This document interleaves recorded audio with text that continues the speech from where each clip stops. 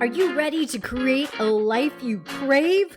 Let's spin that doom loop of negativity into an upward success cycle and start living lucky. Good morning. I'm Jana. I'm Jason. And we are living lucky. And we are back. We've missed you.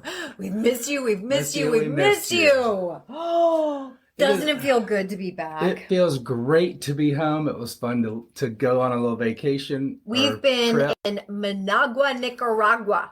Try saying that 3 times. It's a palindrome. We were delivering wheelchairs. We delivered 260 wheelchairs over the last 5 days. It was exhausting. No, I'm just going to be real. I may have posted that it was 280. So it was a blur. It was a blur.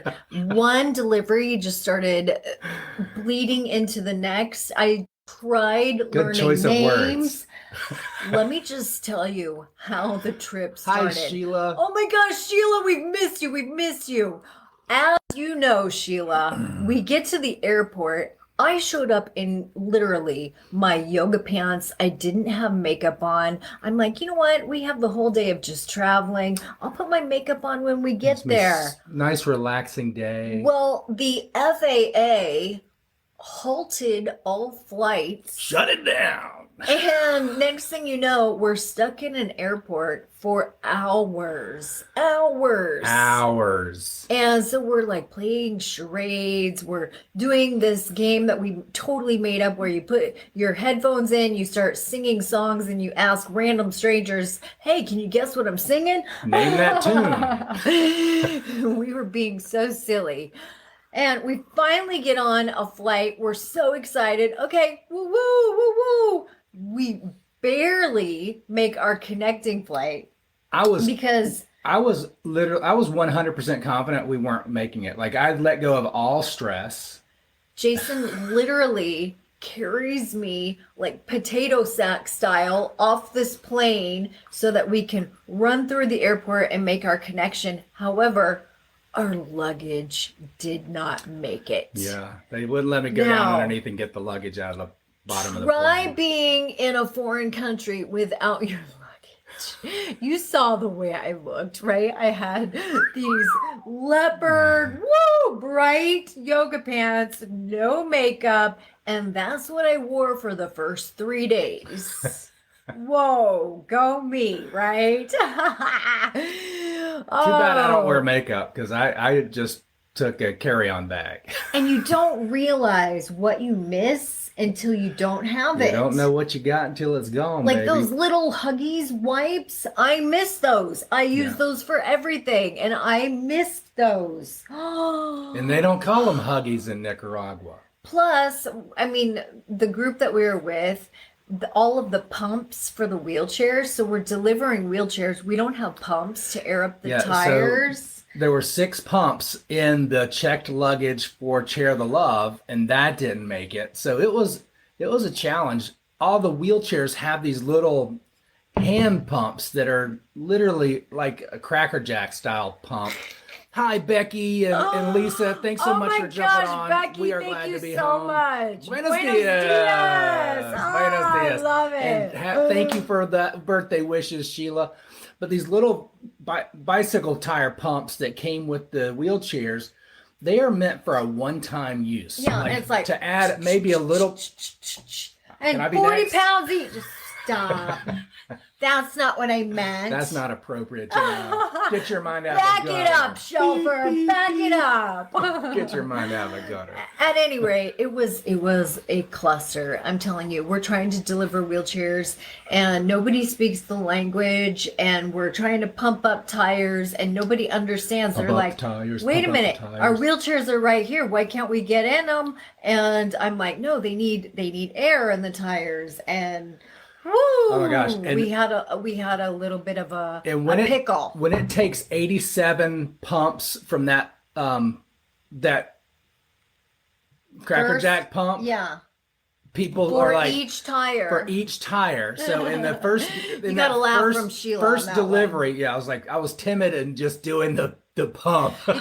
because I was polite enough to say I'm next, or not say I'm next. But when it takes 87 pumps for each tire to do that, for 30 tires for the first delivery of 15 chairs, people are like, well, maybe just 40 will work. And I'm like, no, you need 40 pounds of pressure in each one of these tires. That one guy, prematurely gets in the wheelchair, and literally the tires go like deflatus, right? And Jason and I both looked at each other and we were like, we cannot let him. You can't ride around on pancakes. Yeah, we were like, you have to get out of that chair so we can pump up your tires. Pump up the tires. Pump up the tires. Pump up the tires. Dance. And there was a total communication gap, and his nurse was saying, no, they're fine. They're fine. They're fine. Bueno. Yeah. And I'm like, no, they're not fine. They're not fine. Anyway, then what happened was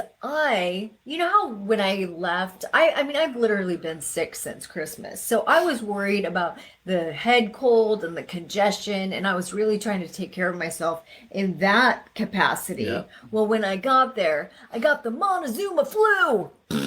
Oh, we don't have to go that far. And there were no noises. What it was. But I wanted to get them a visual. A visual and an audio. Audible. Yeah, there we go. Yeah. That's scary when you're 15 hours on a bus. Yes, when you're on a bus for 15 hours a day and a paraplegic. I said that to somebody. I was like, yeah, paraplegics and diarrhea don't mix. And he was like, yeah, it has nothing to do with paraplegia. And I was like, Jason, just give us a minute. Jason and I looked at each other and we were like, oh, I'm pretty sure it adds a whole nother level of complexity there. Don't you think? A whole nother level of fun. So you see us running away from the bus. we had that to deal with, but thankfully my luggage had arrived by the time the diarrhea arrived. So we can thank God for that one, because at least I had changes of clothing and my Huggies wipes to go along with that. This segment of the episode brought to you by Pepto-Bismol and Imodium AT. Too much information, right? I know. But if you've ever been in a third world country and you're having problems, plus the toilets over there. So I always get very, very curious about toilets in other countries. Toilets, the plumbing, how they flush, the pipes. So, you know, the first time I went into one of the toilets. Do they pee in the toilets, on the toilets, or around the toilets? I see this giant trash can full of water. And I thought the trash can was where I threw my trash. So I literally threw my toilet paper in the trash can. And then I looked over in it and it was full of water. And I'm like, oh no, now I've done it wrong. You're doing it wrong. So and what is this milk jug doing in here? Is there's a milk jug in this giant trash can. And you take the milk jug, you fill it with water, and then you go over and you pour it over in the bowl. Yes. So it creates almost a vacuum, because once it goes over the P trap, that creates the vacuum to kind of suck the rest down, and then you just kind of fill the bowl back up with enough water to catch. Flushing. There is no. I mean, there's nothing like it is here in America. It's not like that. There's literally it's kind of like a hole, and then you take water and you pour it. It's like swallowing a pill. You put the pill in and you wash it down. And so if you haven't taken your medicine this morning, you're welcome. There is no toilet paper, so make sure you bring your own. Pocket full of Kleenex. Yeah, you got to bring your own. And so there's a lot to think about here. There's a lot to remember. There's a lot of logistics going on. Well, the good news is remembering to bring your own toilet paper is a lesson you really only have to learn once. That is true. So some lessons really stick. Pun intended. And some lessons take some time to learn. Becky says I have to go now. You look fantastic. Thanks so much for joining us, Becky. Have a fantastic day. This is one of my favorite days of the week. Have a good one. Sheila says, I noticed the homes. It makes me happy to live here. Okay, so let's go back there because we did have the opportunity to go to people's houses and actually deliver wheelchairs to people's homes. Holy moly. If you want to have a moment of gratitude, go to a third world country and knock on a door. Knock on a door. Because come and knock on my door. We won't be expecting you. Okay, Jason, I'm trying to have a real moment here, and you're singing, which I love your singing. I love it, and I'm very grateful for it. But it will just make you very, very grateful for everything that you have and everything that you don't have. It will make you grateful, period. Because we went to deliver wheelchairs to homes that had dirt floors. We went to deliver homes where there were 3 people in one bed. We went to deliver homes. 8 people in a room this size. I mean, it's anything that you can imagine and some things you can't imagine. So it's worth it to experience it. It will pull on your heartstrings. It's what makes the Grinch's heart grow 3 times bigger on Christmas morning. We also had experiences where, one that really, really sticks out to me was one home that we went to. It was an 18-year-old boy, and he was in a motorcycle accident 20 days ago. So not only was he getting up and about for the first time, but he was getting in a wheelchair for the first time. And that, I remember the first time I got into a wheelchair, it was a little bit traumatic. Yeah, he had lost his leg he's now an amputee just below his knee.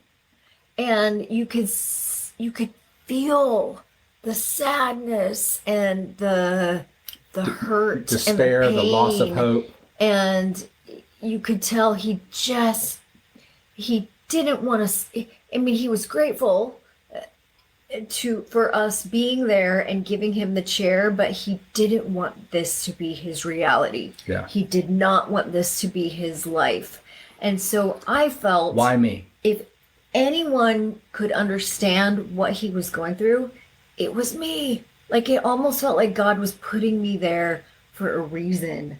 And I felt like by the end of that conversation, he had a smile on his face. I will tell you, just because I was one of the first people in, because we did a before interview, kind of walked in and I got to know him a little bit before we came in with the wheelchair and get a story with the translator.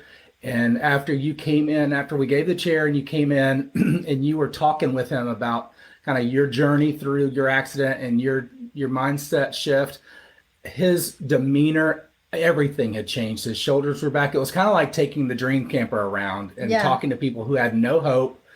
They had kind of just exhausted themselves mentally, spiritually, emotionally. Right.